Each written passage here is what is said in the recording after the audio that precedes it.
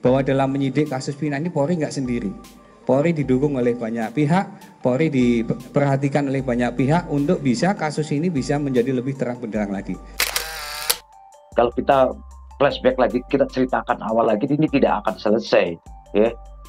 Jadi langkah upaya hukum kita ini aja lah yang akan kita sampaikan kepada media, halayak umum, ya, publik, ya, karena ini sebuah perkara yang diawasi sangat ketat sekali oleh publik, ya.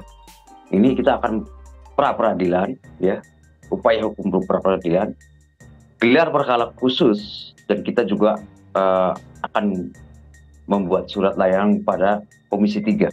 Itu yang akan kita lakukan. Terkait ada upaya-upaya hukum lain nanti, itu kita sampaikan apa yang bisa meringankan dan membebaskan Peggy, yang walaupun di situ sudah menjadi DPO dan sudah dibahas di dalam pengadilan, itu kan DPO harus ada ciri-ciri yang konkret gitu, yang detail. Tapi ini Peggy-nya Peggy siapa?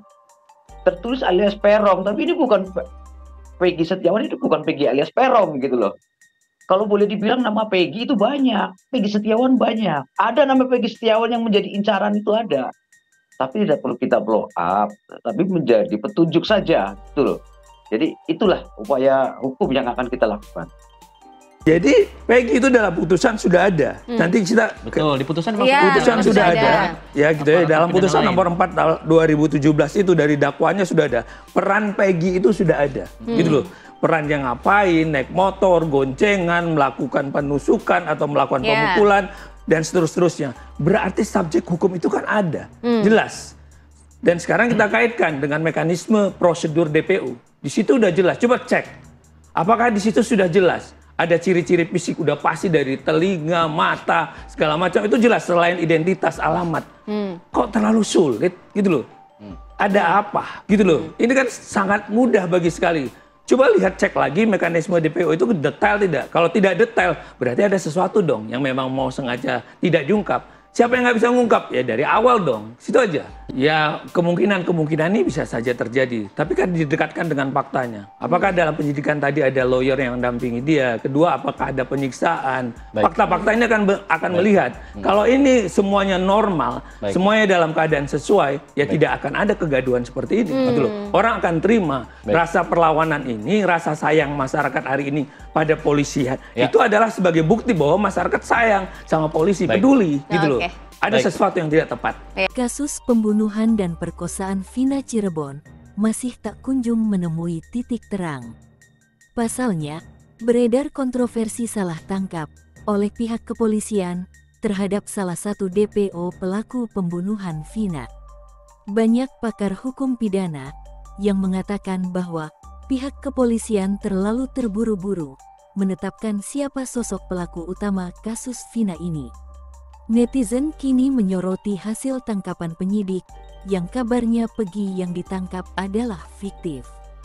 Kuasa hukum Peggy ikut menyuarakan pembelaan yang serius kepada Peggy karena ciri-ciri DPO yang ditetapkan pihak kepolisian tidak konkret.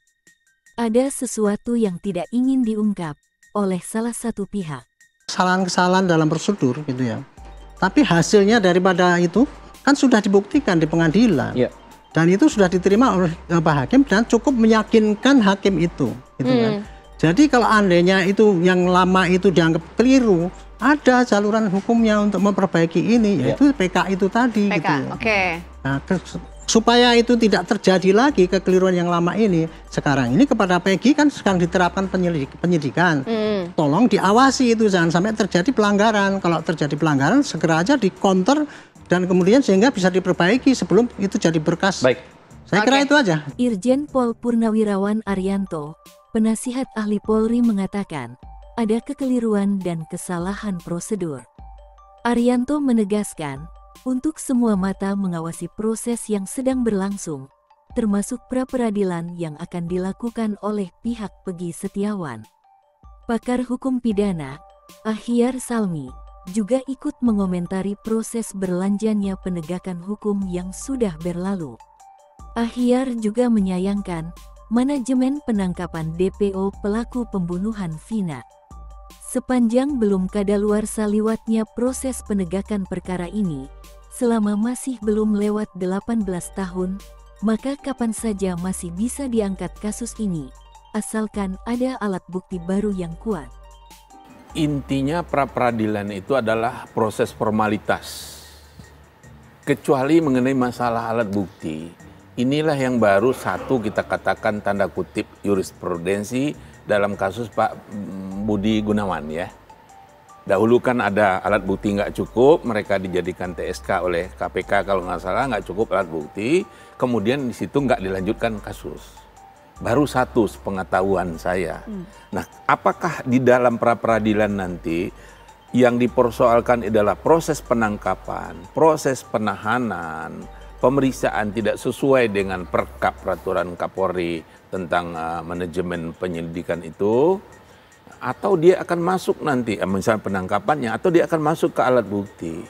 Alat bukti juga dalam peraturan Mahkamah Agung itu dia juga itu adalah formalitas saja dilihat nanti, tidak mendalami kebenarannya benar. Ada nggak dua? Minimal kan harus ada dua alat bukti. Saksinya yang ada nggak saksi, kemudian apakah surat, atau ada keterangan ahli, atau apalagi yang lain pengakuan yang bersangkutan. Itu yang akan diuji nanti. Kita lihat sejauh mana nanti alasan pra-peradilan yang akan dikemukakan konon akan disampaikan oleh pengacaranya Peggy, dan kita lihat juga bagaimana nanti putusan pengadilan. Kalaupun dihentikan karena tidak cukup alat bukti, bukan berarti ini enggak. Kalau ketemu alat bukti lagi nanti bisa dilanjutkan lagi sepanjang belum kadaluarsa. Liwatnya masa tuntutan menuntut ini adalah 18 tahun yang diatur dalam pasal 78 KUHP kita. Terhadap ancaman pidana seumur hidup atau hukuman mati, liwat untuk menuntutnya dihitung setelah besok hari kejadian itu 18 tahun, Putri. Jadi 18 tahun ini kan baru berapa ya? Baru 8 tahun. 8 tahun, jadi masih ada 10 tahun lagi masih mungkin. Kalau ada alat bukti yang baru, tetap perkara ini bisa diangkat. Walaupun orangnya sekarang katakan nggak kena karena ada pra-peradilan, ternyata ditemukan bukti lagi, nanti bisa juga diajukan di situ. Baik. Ya, salah satu mantan terpidana.